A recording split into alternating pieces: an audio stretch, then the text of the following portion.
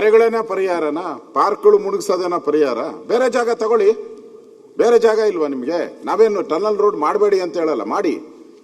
ಪಾರ್ಕ್ಗಳು ಬಿಡಿ, ಅದು lung space. ಈಗಲೇ ನಾವು ಡೆಲ್ಲಿ ನೋಡ್ತಾ ಇದ್ದೀರಿ ಯಾವ ಪರಿಸ್ಥಿತಿ ಇದೆ. ಬೆಂಗಳೂರು ಮುಂದೊಂದು ದಿನ ಅದೇ ಪರಿಸ್ಥಿತಿ. ಒಂದೇ ನಿಮಿಷ ಕೂತ್ಕೊಳ್ಳಿ. ಅದೇ ಕೋರ್ಸ್ ಅನ್ನ ನಾವು ಶಿಫ್ಟ್ ಕೂತ್ಕೊಳ್ಳಿ.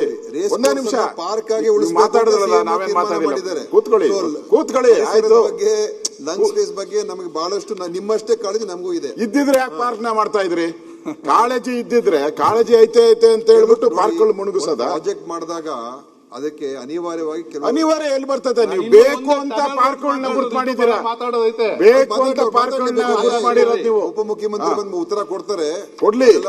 ನೀವ್ ಹೇಳಿದ್ರಲ್ಲ, ಸುಮ್ಮನೆ ನಮ್ಮ ಇಷ್ಟಾನುಸಾರ ರೋಡ್ ಎಲ್ ಬೇಕಾದ್ರೂ ತಗೊಂಡೋಗಕ್ ಆಗೋದಿಲ್ಲ, ಎಲ್ ಬೇಕಾದ್ರೂ ನಾವು ಏರ್ಸಕ್ ಆಗೋದಿಲ್ಲ. ಅದಕ್ಕೊಂದು ಸೈಂಟಿಫಿಕ್ ಆಗಿ ಮಾಡಬೇಕು, ಪ್ರಾಕ್ಟಿಕಲ್ ಆಗಿ ನೋಡ್ ಮಾಡಬೇಕು. ಅದ್ರ ಮಾಡಿದಾಗ ಕೆಲವು ಒಂದು ಸಮಸ್ಯೆಗಳು ಬಂದೇ ಬರ್ತದೆ. ಒಂದು ಏರ್ಪೋರ್ಟ್ ಮಾಡಬೇಕಾದ್ರೆ ನೀವೆಲ್ಲ ಅಕ್ವೈರ್ ಮಾಡಲ್ವಾ ರೈತರ ಭೂಮಿ? ಅವಾಗ ಯಾಕೆ ಅಕ್ವೈರ್ ಮಾಡ್ಬೇಕು ರೈತರ ಭೂಮಿನ? ಮಾಡಬೇಡಿ. ಇದೇ ತರ ಪ್ರತಿಯೊಂದು ಕೂಡ ಒಂದು ವೈಜ್ಞಾನಿಕವಾದ ಚಿಂತನೆ ಇರ್ತದೆ. ಅದನ್ನ ಅಪ್ಲೈ ಮಾಡಿ ಅಲ್ಲಿ ಏನಾದ್ರೂ ನಿಜವಾಗ್ಲೂ ಅವೈಜ್ಞಾನಿಕವಾಗಿದ್ರೆ ತಾವ್ ಹೇಳಿ. ಅವೈಜ್ಞಾನಿಕ ಅಲ್ಲ, ಒಂದೇ ಉತ್ತರ ಕೊಡ್ತೀನಿ. ಮತ್ತೆ ಅವೈಜ್ಞಾನಿಕ ಅಂತಲ್ಲ, ಅದೇನೋ ಮಾರಿ ಕಣ್ಣು ಓರಿ ಮೇಲೆ ಅಂದಂಗೆ ನೀವು ಬಿರಿ ಪಾರ್ಕ್ಗಳ ಮೇಲೆ ಯಾಕೆ ಮಾಡ್ತೀರಾ? ಕೆರೆಗಳನ್ನ ಮಾಡ್ತೀರಾ? ಬೇಕಾದಷ್ಟು ಜಾಗ ಐತಲ್ಲ, ಪ್ರೈವೇಟ್ ಜಾಗಗಳು ಅಕ್ವೈರ್ ಮಾಡಗಳಿ.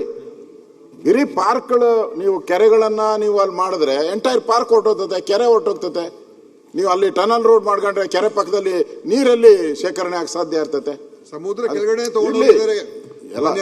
ನೀವು ಟೆಕ್ನಿಕಲ್ ಆಗಿ ಸಮುದ್ರದ ಕೆಳಗಡೆ ನಮ್ದೇನು ಟನಲ್ ರೋಡ್ಗೆ ವಿರೋಧ ಇಲ್ಲ, ಟನಲ್ ರೋಡ್ಗೆ ವಿರೋಧ ಇಲ್ಲ, ಮಾಡಗಳಿ. ಆದರೆ ಯಾವ ಪಾರ್ಕ್ ಕೆರೆ ಮುಳುಗಿಸ್ಬೇಡಿ. ಅಷ್ಟು